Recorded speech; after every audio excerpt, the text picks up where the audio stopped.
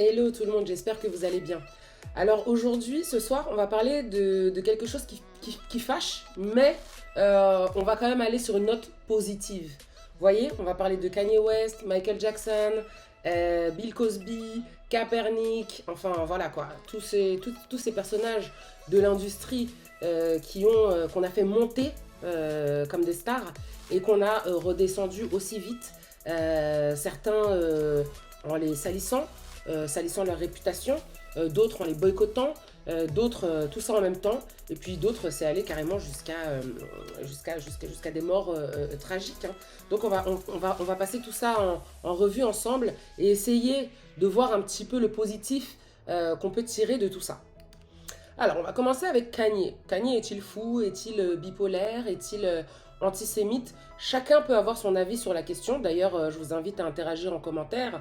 En tout cas, ce qui est sûr, c'est que lorsqu'on écoute ses chansons, eh bien, il a prédit tout ce qui se passe en ce moment, hein.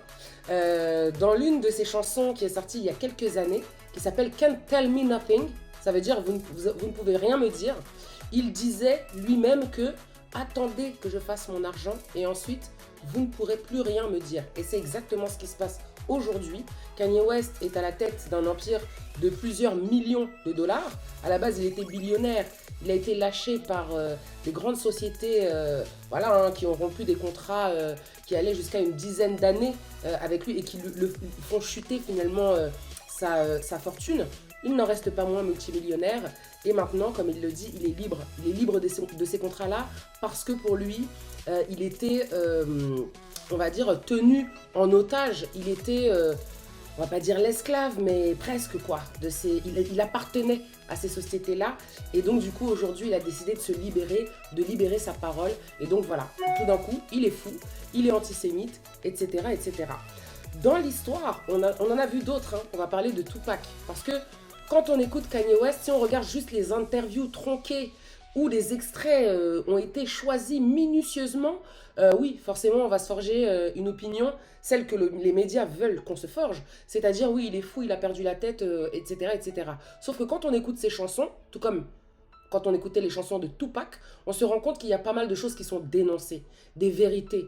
Une industrie qui est dénoncée, qui est exposée, où on nous explique subtilement, avec le verbe et en chanson, ce qui se passe en fait dans les coulisses, ce qui se passe derrière. Et dès que ces gens-là commencent à parler, eh bien bizarrement, voilà, ils sont fous, ils sont antisémites, on les boycotte.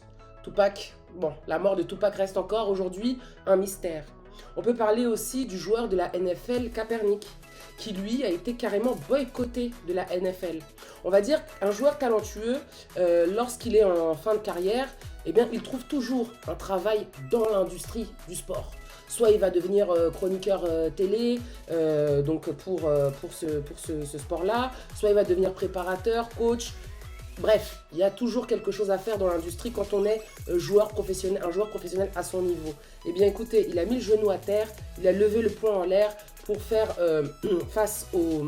pour mettre en lumière les violences policières qui ont été faites sur le peuple afro-américain.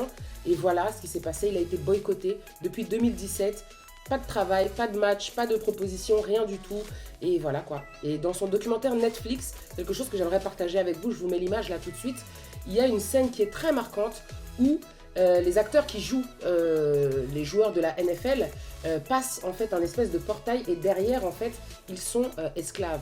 Tout ça pour dire que ce sont ces grandes sociétés, l'industrie du sport, l'industrie de la musique, les familles royales aussi, avec Lady Di. On va pas rentrer dans le détail de Lady Di, mais bon, on sait que sa mort, en tout cas, il y a des conspirations qui disent que sa mort aurait été orchestrée.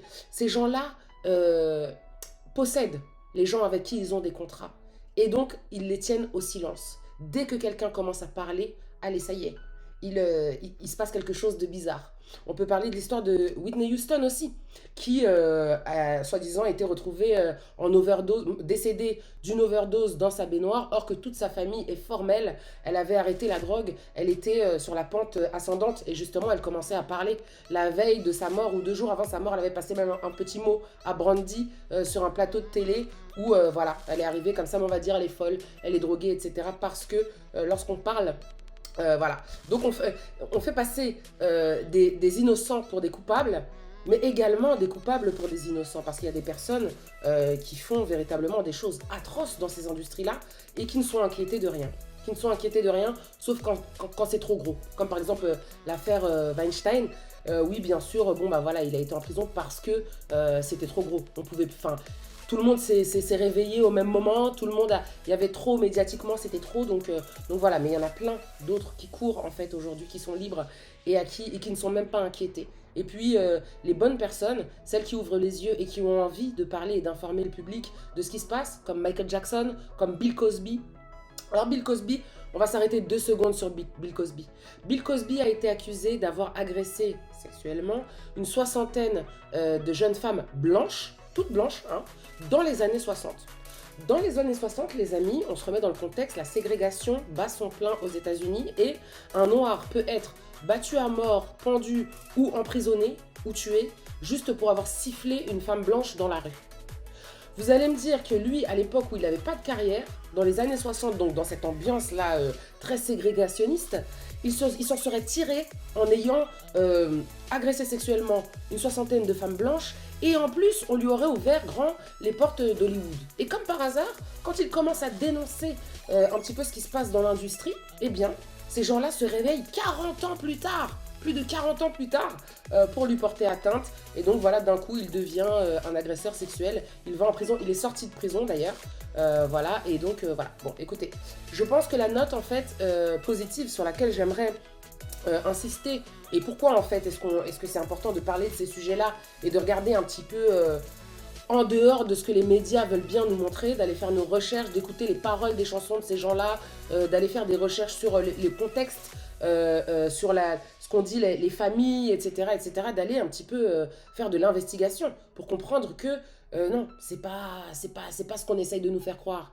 Parce que nous avons besoin de réfléchir par nous-mêmes. Nous avons besoin maintenant aujourd'hui de se dire, bah écoutez, où est-ce qu'on met notre argent? Qui est-ce qu'on soutient?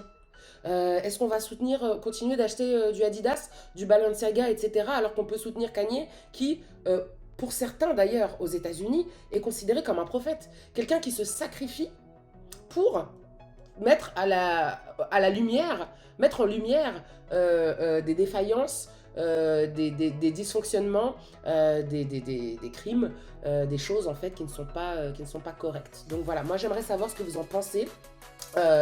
Je vous retrouve d'ici quelques jours avec un sujet toujours pareil. On va parler de choses qui fâchent hein, dans l'entrepreneuriat afro, de personnes qui ont fait des belles choses, qui ont fait des choses qui ont aidé certains pays d'Afrique, qui ont aidé la communauté et qui se sont fait descendre derrière par des opportunistes, par des personnes, on dirait, qui ne savent pas ce que c'est que d'être entrepreneur, qui profitent finalement de leur notoriété pour porter atteinte à certaines personnes dans la communauté. Donc on va parler du cas Crazy Sally notamment, pour illustrer un petit peu et pour introduire, comme on l'a fait aujourd'hui avec Kanye. Et voilà, l'idée c'est qu'on débatte en commentaire et qu'on voit maintenant mais comment on réagit face à tout ça, qu'est-ce qu'on fait. Il est temps de guérir les amis. Et donc voilà, pourquoi il est important de libérer la parole, au moins sur nos espaces, sur nos chaînes d'actualité, de médias, etc. De libérer la parole et de donner aussi, vous voyez ce que je veux dire, la version non tronquée des choses, de réfléchir dessus et de voir maintenant ce qu'on fait en fait, pour se serrer les coudes et pour avancer ensemble et guérir ensemble. En conclusion les amis, je dirais en conclusion qu'il est temps que nous soyons maîtres de notre économie, de nos systèmes économiques et de nos écosystèmes.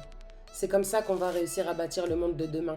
C'est l'exemple que Kanye et que tous ceux qui ont ouvert leur bouche et qui se sont libérés du système en place ont essayé de nous faire passer. Soyons dignes et soyons à la hauteur finalement de ces martyrs entre guillemets là.